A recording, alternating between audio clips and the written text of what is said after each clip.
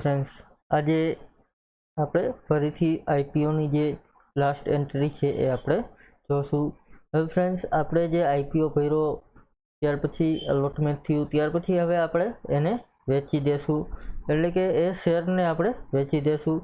તો ફ્રેન્ડ્સ, અહીં મારી પાસે જે બિલ હતું એ નીકળી ગયું છે, અત્યારે છે નહીં તો તમને શો કરે. તો સૌપ્રથમ આપણે અહીં શેરમાં જશું, એની એન્ટ્રી કઈ રીતની કરવી એ અહીં આપણે જોશું. તો અહીં શેરમાં જશું, એમાં આવશે શેર એન્ટ્રી, એમાં ઇનવોઇસ. અહીં ફ્રેન્ડ્સ એડ કરીશું.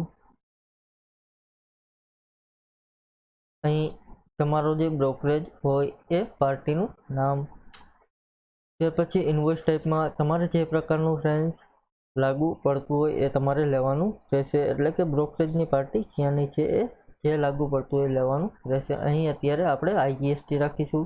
ત્યાર પછી વાઉચર ડેટ છે તો 8/5 રાખીશું. ત્યાર પછી બિલ નંબર અત્યારે હું નાખી દઈશ. અહીં પ્રોડક્ટ છે તો અહીં તમારે લેવાનું રહેશે. તમે જે આઈપીઓ વેચો છો ફ્રેન્ડ્સ, અથવા તો જેના શેર છે આઈપીઓ ભર્યો તો એ શેર વેચો છો, અહીં એ લેવાનું રહેશે. એન્ટર આપીશું ફ્રેન્ડ્સ. અહીં સેલ કરી દેશું. અહીં નોર્મલ રાખીશું.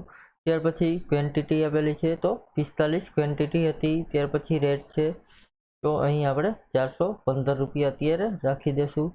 એન્ટર આપી દેશું ફ્રેન્ડ્સ. અહીં જે આપણે ચાર્જ હતા એ દરેક ચાર્જ તમને ગયા વખતે શેરમાં શીખવાડેલ હતું કે ચાર્જ કઈ રીતના, અથવા તો જે એક્સપેન્સ છે એ એડ કઈ રીતે કરવા, એ તમે આગળના વિડીયોમાં જોઈ લેજો ફ્રેન્ડ્સ. અહીં ઓકે કરી દેશું. ટેબ આપીને આ ઇનવોઇસ સેવ કરશું. અહીં ફ્રેન્ડ્સ આપણી એન્ટ્રી થઈ ગઈ છે, એટલે કે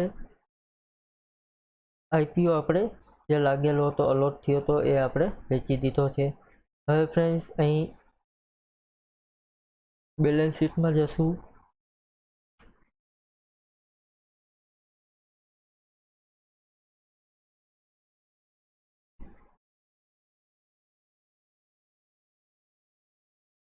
અહીં તમે જોશો તો 5 પૈસા કેપિટલમાં અહીં દેખાડશે. ત્યાર પછી અહીંથી તમે 5 પૈસામાંથી પૈસા જે ટ્રાન્સફર કરો ફ્રેન્ડ્સ, એ તમારે જનરલ પાડીને બેંક એકાઉન્ટમાં લેવાના રહેશે. એ આપણે કાલના વિડીયોમાં જોશું. Thank you friends. આજે જે પોઈન્ટ હતો એ પૂરો, કાલે ફરીથી એક નવો પોઈન્ટ જોશું.